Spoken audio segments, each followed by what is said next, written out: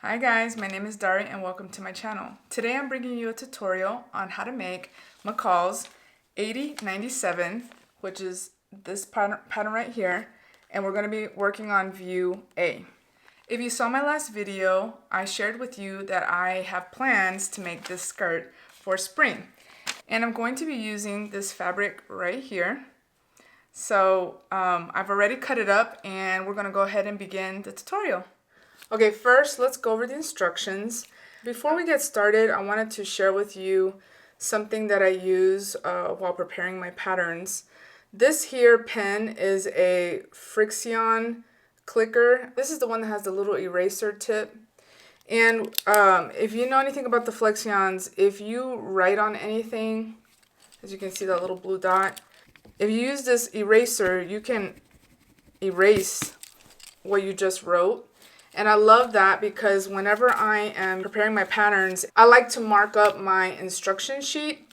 And so as you can see here, I've already started marking it up. So we're making the McCalls M8097, and I went ahead and circled view A.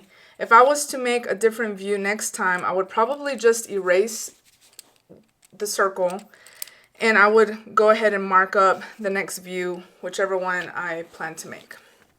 All right, so I do like to also mark up my pieces, even though once you get to the actual section that applies to you as far as the view you're going to be making, I still like to check mark the pieces that I plan to make. So in this case, I know that I'm going to be making view A. So here, pattern piece 1 applies to all views because there is no specific view next to it. So I go ahead and check it off. This ruffle piece 2 belongs to view A, so I checked it. Upper ruffle A also belongs to view A, so I've check marked it. Piece 4 belongs to view B, so I do not plan to cut that out. Pattern piece 5 is also a ruffle, but it's for view B, so that doesn't count in this case. Pattern piece 6 is the lower front and back for view C, so we're not making it. As you can see, I've made a previous marking, and that's because I did make view C previously, but we're not going to this time, so I went ahead and erased it. Pattern piece 7 we are not going to be using because it is related to view C. And then pattern piece 8 we are going to check mark it because it is a guide for elastic and it doesn't have a specific view, so it means it applies to all views.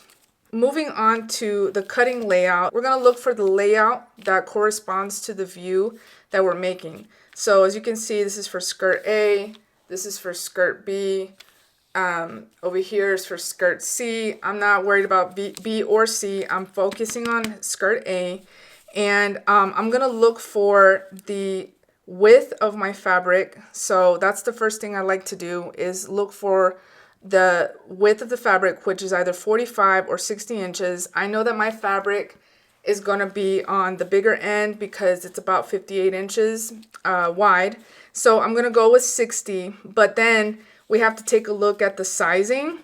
And as you can see, the first option for the 60-inch wide fabric is for sizes 6 through 10. And then the second option for a 60-inch with fabric is for sizes 12 through 22. I'm going to be making pattern size 22 in this case, so I have to use this cutting layout right here. Something else I wanted to note in regards to the cutting layout is that here in this section where you see the word skirt A, it also says use pieces 1, 2, and 3. So if you recall where we were first looking at the pattern pieces to see what corresponded with our sizes, I like to check it off like I mentioned earlier, but this is a nice reminder right here that these are the pieces that you must cut out. And like I have checked off, 1, 2, and 3 corresponds to these check marks, right? So here's piece 1, 2, 3, and then of course the guide for elastic is related to all views. Okay, I went ahead and cut out my pieces, but let's go over that real quick. Okay, I cut out pattern piece number 1. This is for the front and the back, and we are to cut 2 on the fold. And as you can see here, here's a fold line, so please don't forget to mark up your fabric with that. And then here are the notches on the side. I also cut out pattern piece number 2. This is the ruffle for view A, and you are to cut 2 on the fold. Next is pattern piece number 3. You are to cut 2 on the fold. This is the upper ruffle, and right here you'll see that this is a gathering line. Don't forget to mark up your fabric with any important markings such as this gathering line. You're also going to need pattern piece number 8, which is the guide for the elastic. Alright, going over how to read the instructions. We're going to start with the instructions for skirt ABC front and back pieces. Remember that this piece applies to all of the views. So with right sides together, we are to stitch the front and the back sections together at the sides. So we're going to have the sides pinned first, and then we're going to go to the sewing machine and stitch the sides up. Before we get to the pinning part, I do like to look at my instructions to see if there are any other pieces that have straight edges that need pinning. And I like to just kind of tackle it all at one time instead of doing it piece by piece. So looking through the instructions, I can see that for view A, pattern piece number 2 also has straight edges that need to be pinned and sewn. So I just want to go ahead and pin those right now while I'm doing pattern piece number 1. So I'll tackle this at the same time. And since this is quite an easy pattern, a lot of straight edges, if you look further down, pattern piece number 3, which is the shorter piece that is a ruffle, but it's a shorter piece that's going to go at the very top part of the skirt, also has straight edges. And all we need to do is just pin up the 2 sides and stitch them. So I think I'm going to go ahead and tackle all 3 of these at once, and then I can move on to sewing. So I like to start off with matching up the notches, and I know there's 2 here on the side. Here they are. So I do like to match up notches. Then I match up the top piece. And this particular fabric does unravel fairly quickly, so I don't want to mess with the edges too much. But I also like to match up the bottom piece first before pinning the rest of the pattern piece.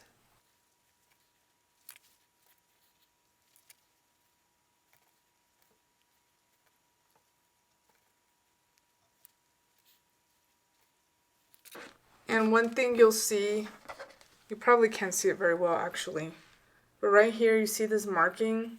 That's going to be the fold line, and I went ahead and marked both sides of the pattern piece. It's kind of hard to tell, but it's there. Alright, this is pattern piece number 2. It's the larger ruffle that will be the bottom portion of the skirt. Okay, when I initially started marking this up, I did put a yellow mark to tell me which part was the top. So this is the top part. Again, we're going to go ahead and pin the sides, matching up notches.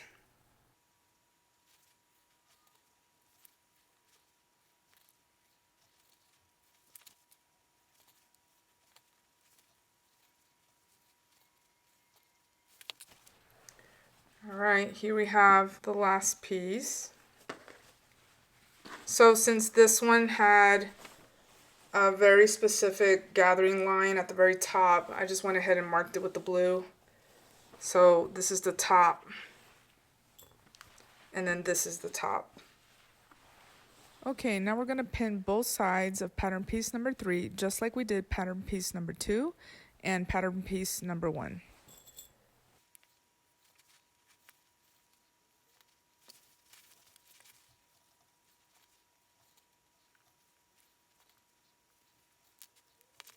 Okay, now with all the pattern pieces pinned, we can go to our sewing machine and start sewing up the sides. Alright, we're going to sew at 5/8 inch of a seam, and we're going to back stitch at the beginning and at the end to secure our stitch.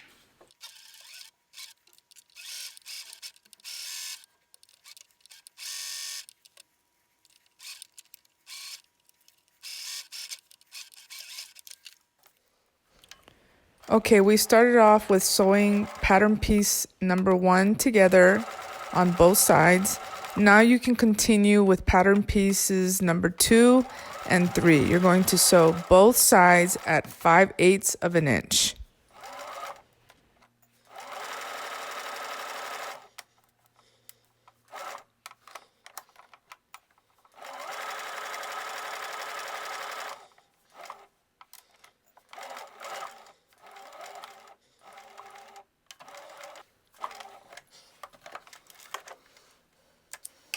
Okay, now that we're done with stitching up all of the side seams, you can take your pattern pieces to the serger, and two things I guess you could do.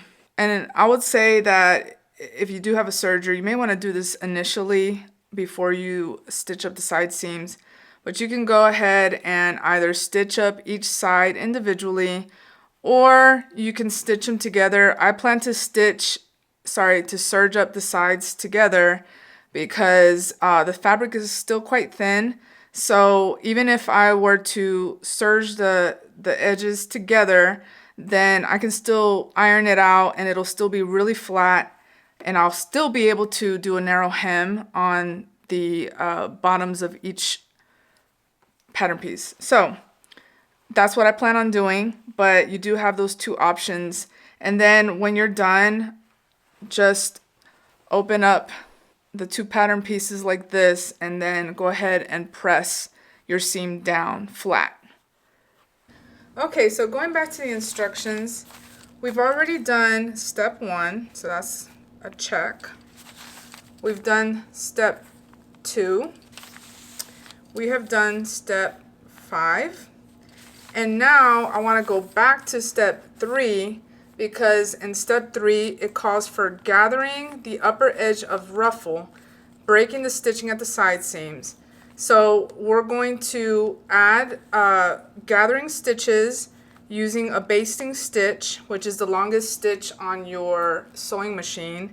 You do not backstitch when using a basting stitch because this is intended to come out at some point, and making it long stitches makes it a lot easier for the basting stitch to come out. So we're gonna have 2 basting stitches. One should be on the actual seam line. Sometimes I like to go a little more inside, like 1/2 an inch instead of 5/8 of an inch, but the stitching line should be 5/8 of an inch, and again 1/4 away from the actual seam allowance. So you're going to do that for both sides. So 2 sets on this side, 2 sets on the other. The other thing we're going to do is actually work on the narrow hem. And what I usually like to do is, for one, we have to look at the pattern piece, right, to determine what the hem length is supposed to be. Looks like we're supposed to use 5/8 of an inch. You can see that right there. So we're going to have a hem of 5/8 of an inch. And I see that for pattern piece number 2, but I also see that for pattern piece number 3. It says right here that the hem is supposed to be 5/8 of an inch also. So what I'm going to do is I'm going to go back to the sewing machine, and I am going to first stitch a 5/8 of an inch stitching line, and then it's going to be a basting stitch, so I want to pull it out later. I'm going to use that stitching line as a guide so that I can fold and press the hem. And then after we fold and press on the 5/8 of an inch, we're going to take the edge of the fabric and we're going to turn it in again to touch the actual folded line. And then from there we will stitch it down. I'm going to take this to the sewing machine and then I'll be right back. So this is my ironing mat that I purchased last year, and I kind of love it because I can just put it on the table and I could take my iron and go ahead and start ironing on the table. So that's what I'm going to do right now. So basically I have added the basting stitch. So you can see this line right here of basting stitch. So what I'm going to do, this is on pattern piece number 2. What I'm going to do is I'm going to fold it right on that stitching line, and I'm going to press it in place. Once I'm done doing that all the way around, then I'm going to take the edge and bring it in to the stitching line and then press again. And then I'm going to also pin it all the way around so that I can therefore stitch it down. And I'm going to do that for pattern piece number 2, but we're going to be doing the same thing on pattern piece number 3. But when we get to pattern piece number 3, I'll just repeat the steps over again. I know it can be a little hard to see, but I can actually feel the stitch. And I guess it's because I am using a darker fabric.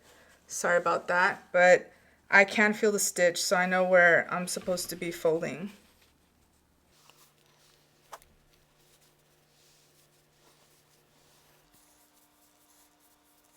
So now I'm going to go ahead and fold the edge of the fabric to the inside to touch the actual stitching line. And this is going to be our actual narrow hem. I do like to double check, make sure that it looks good on the inside, and I like to take my time while ironing.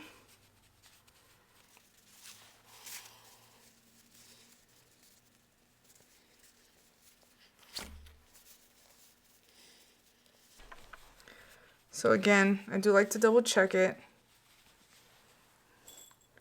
And what I usually do is I will pin it in place as I iron so that I know that that section is done.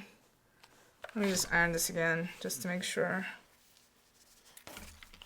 And since this is quite a longer piece, it does take a little while to get all the way around, but it is doable, so you will be able to do it. Do not worry.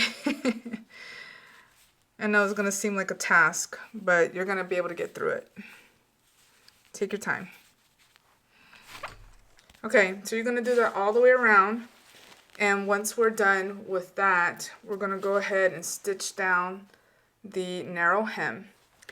Afterwards, then we'll work on the gathering stitches at the top. I haven't done that yet. I'll do that next.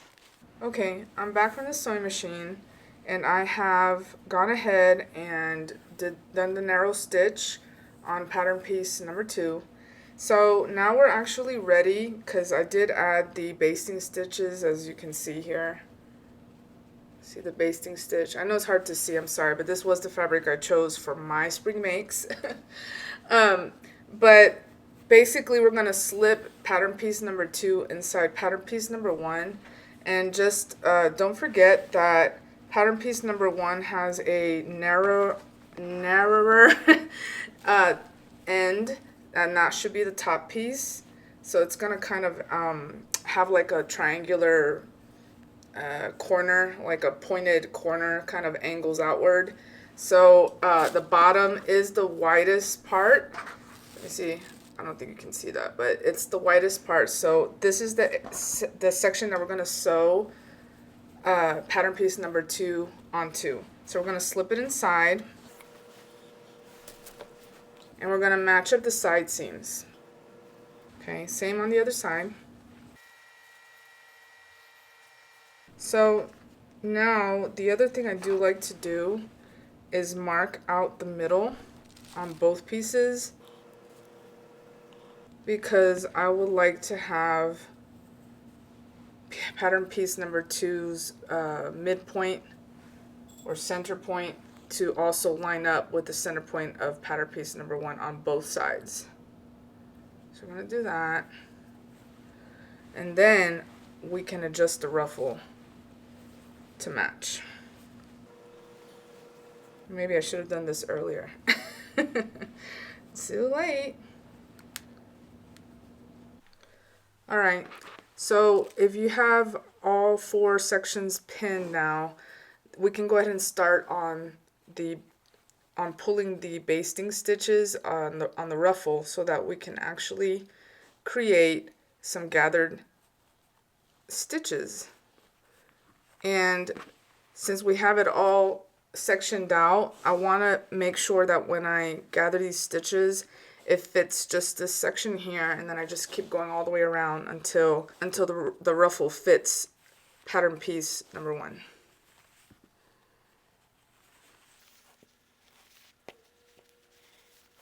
Alright, pattern piece number 2 is now all gathered, and so we're ready to actually go ahead and stitch all the way around at 5/8 of an inch. After that, personally, I plan to serge it, so I'm going to have a serge seam when I come back. Do not get confused.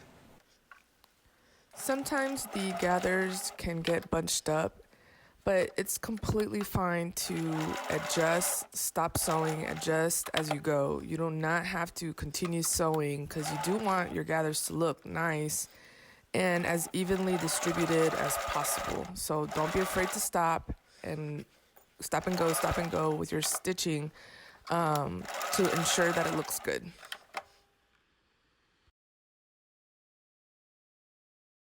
So now, as you can see here, I've gone ahead and stitched pattern piece number 2 to pattern piece number 1, and I went ahead and serged the edges and pressed the seam upwards. So here on the instructions, you can see that step number 4 is telling you with right sides together to pin the ruffle to the lower edge of the skirt, which is what I did. Matching the side seams, adjust gathers, base, stitch, press seam up. That's exactly what I did here. So let's go ahead and check off 3 and 4 since we've already tackled those 2 instructions. And we've already done step number 5, so we're going to move on to step number 6, which is pattern piece number 3. And we're going to go ahead and create the narrow hem on the top and the bottom. So I went ahead and stitched a basting stitch, and I've gone ahead and folded the edge on the basting stitch so that I know exactly where to fold. And then now that I've done that on both sides, I'm going to go ahead and iron the edge towards the basting stitch, and then I'm going to pin it down in place and stitch. Okay, I'm getting ready to work on the narrow hem. Top stitching is the best option for this, but honestly speaking, I don't really feel like fooling around with the stitching, veering off to the side and then back onto the fabric to create this narrow hem. So I just want to go ahead and do a straight stitch on the other side. And yeah, the bobbin stitch will be showing on the top side, but at this point I'm not really worried about it. You can do it however you want to do it, but in this case you won't even be able to see the stitching because it's like black on black, and there's already a print on the fabric, so it's not really going to matter.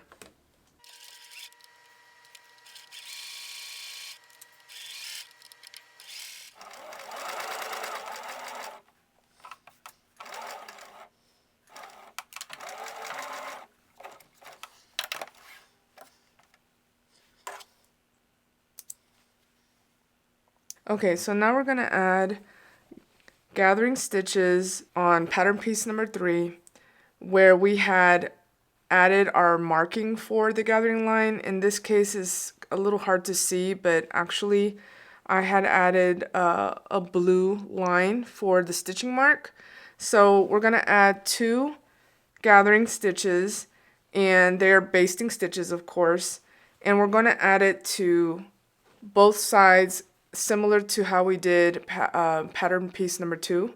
So 2 rows of gathering stitches, which are basting stitches, and then you're going to do it on both sides so that you can attach this piece to what we've already put together. Okay, so I've already added the gathering stitches to one side of this pattern piece. So I'm going to go ahead and start on the other side. I'm going to start at the seam line and continue on to the other seam line.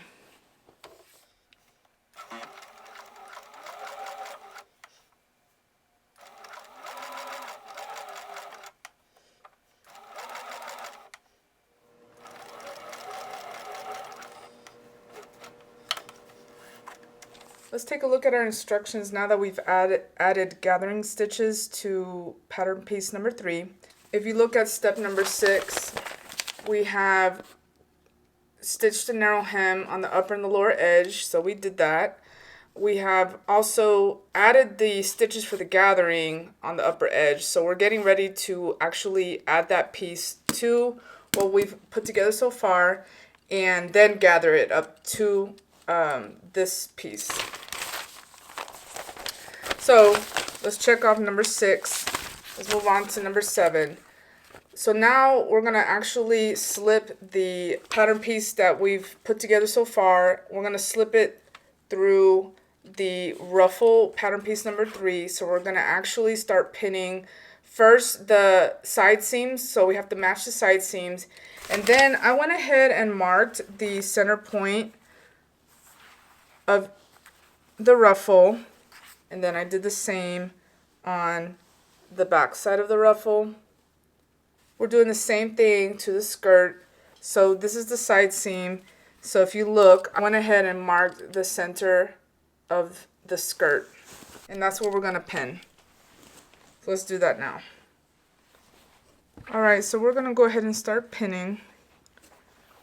I've slipped the skirt pattern piece through the ruffle pattern piece number 3, and I've gone ahead and pinned the center front marking to where I marked the center front on the skirt.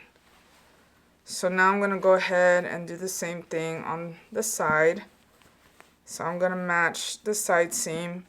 And I would say it might be easier to like actually put a pin through the very bottom stitch, the gathering stitch that's at the bottom here, and then pin it to the actual side seam where the finished seam is at.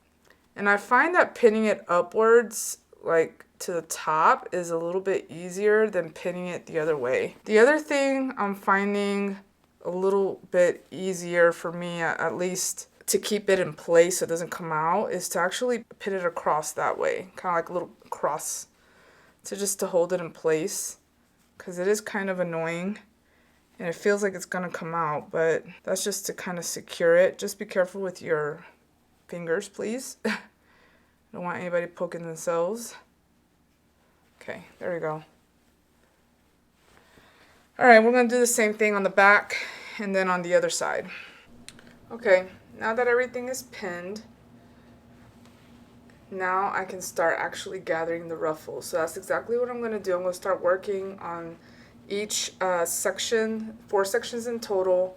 And then once I have it all gathered, then I'm going to go ahead and pin the ruffle to the finished side seam. Again, at the lowest gathering stitch line, that's where I'm going to pin in place. So I'm going to do that all the way around. Okay, so now my ruffle is attached to the skirt. I have pinned everything down. So now I'm going to go to the sewing machine. The instructions say that we are to baste first. So we're going to baste this down and then we're going to stitch it in place. And I do think that that's a good idea because I can see this being a bit of a hassle on the sewing machine. So we're going to head straight to the sewing machine now. Okay, I think this is going to be the least fun out of the whole video. Out of the entire tutorial, this is going to be the least fun.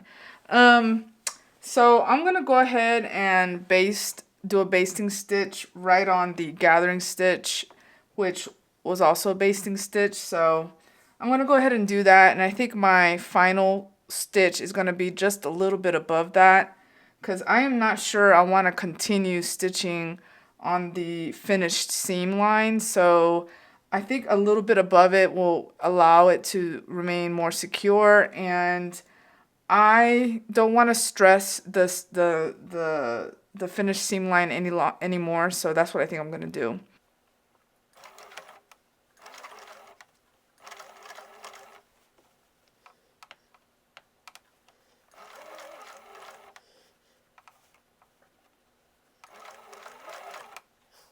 Alright, my friends, we are at the home stretch now. So now that we have completed step number 7, which was to add the second ruffle to the skirt, that was, I would say, the hardest part out of all of the instructions, out of the making of this garment, was definitely step number 7. Once you made it past 7, the only thing left to do, and I just want to say that real quick, that the instructions for A end on 7 and then jump to view B. So that means that you need to continue looking for the last step of pattern piece A. So if you look at the second page of instructions, you'll notice that there's nothing else for view A, but it jumps to finishing, which is basically the last step for us. We've done everything else. We just need to create the casing for the elastic. So right now, the first thing I'm going to do is I'm going to fold over the edge of the fabric. You should have had some markings. I had it in blue, but I'm starting to see that the blue is fading out. So I ended up marking it again, and this time I've added yellow chalk. You can see right here I've added yellow chalk. Here's another bit of yellow. You can't see it very well. Even I can't see it very well, to be honest with you. But the blue is just fading away, so I went ahead and marked it again. So I'm gonna not turn this inside out, but basically start the process of folding and pressing the casing. And then once we fold the casing, it does provide instructions. Step number 18 says if you want to have an easier time inserting the elastic, you'll want to baste about 3 inches of the seam allowance down. I don't have 2 sides of the side seam. I only have one since I serged it. I'm not sure. I may do that, but I don't think it's going to be an issue. So the next step would be step 19. It says to form casing for elastic, we're going to turn the upper edge of the garment to inside along the fold line. So that's the line I was telling you about that I had to remark on this fabric. And then once we have that folded over, then we're going to turn in again another 1/4 inch of raw edge and press it. So once we have that done, we're going to stitch it in place. We're going to leave an opening so that we can insert the actual elastic. Okay, so if you have trouble with the folded edge, just note that it's 1.5 inches from the actual edge. So what you could do is just measure it out. So once you have 1.5 inches, you can just finger press that down and then you can iron it. That's probably what I'm going to end up doing.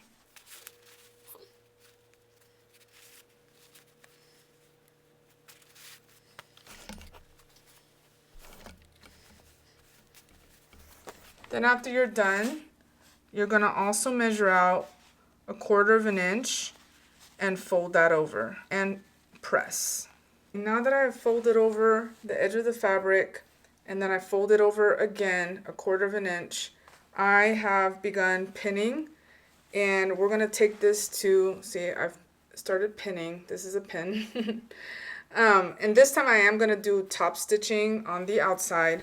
And then we're going to leave a small opening so that we can insert the elastic.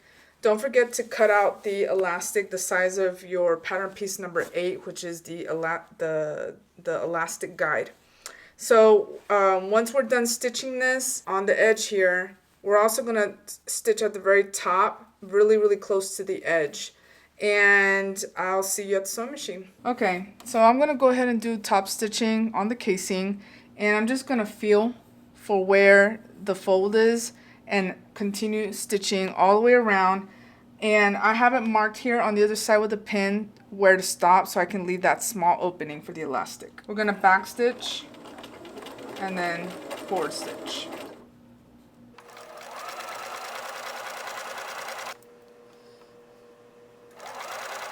I'm all done with the top stitching. And I also added a stitch at the top that was recommended in the instructions at the very top edge. You don't have to include this if you don't want to, but I went ahead and did it. You can't see it, but I'm sure you'll see it once I insert the elastic. Anyway, the very last step is to insert the elastic. So we are almost done. Once we do that, try on your skirt and see if you need to adjust the elastic or not. Once you have it just right, then all you gotta do is lap this over like this and then zigzag stitch it in place. And then you will just close the opening of your casing.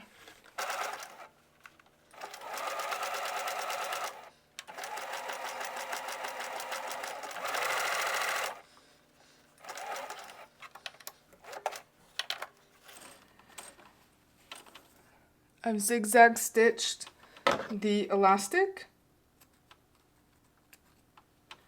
I'm going to cut off all of the thread. So now I'm going to cut off the excess elastic.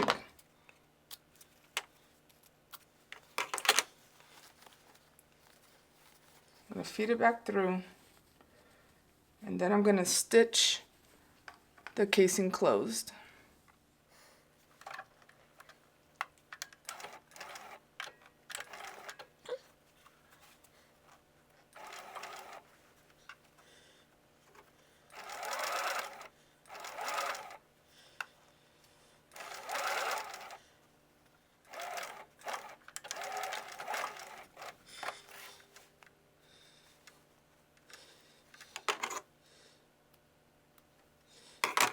All right, we're finally done. Okay, well that's it. Thank you guys so much for watching this tutorial. I hope you liked it. And if you did, please give me a thumbs up on this video. And if you're not already subscribed, I would love for you to subscribe and join the community. Next up, how I styled it. Thanks so much, guys. Bye-bye.